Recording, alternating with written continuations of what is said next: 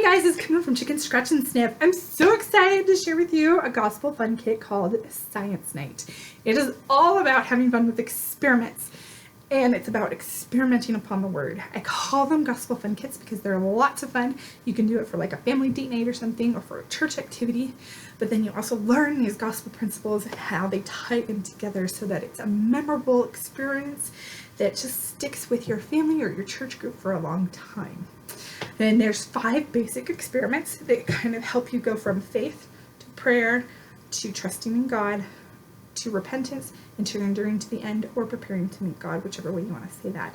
And those are the 5 basic things that Alma talks about in Alma chapters 32 through 35. So you could absolutely do this with your Come Follow Me studies, or just do it like at Halloween, for example, and review those principles.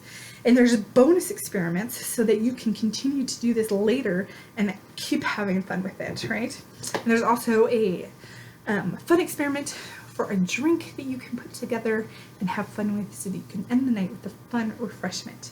Now, one of the other things that you're going to want to do is print out this sheet about how to experiment upon the word.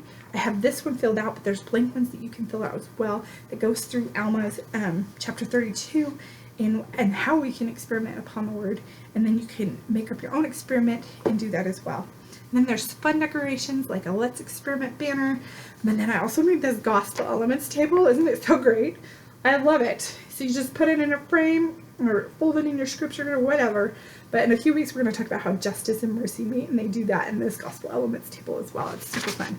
And there's some other fun things that you can look at in there. You guys, it's such a fun activity. My kids 8 through 16 had so much fun, and there's that wow factor, but they're totally easy that you can do these experiments and not get so frustrated. So have fun, go and grab it. It's in my market. All right guys, bye.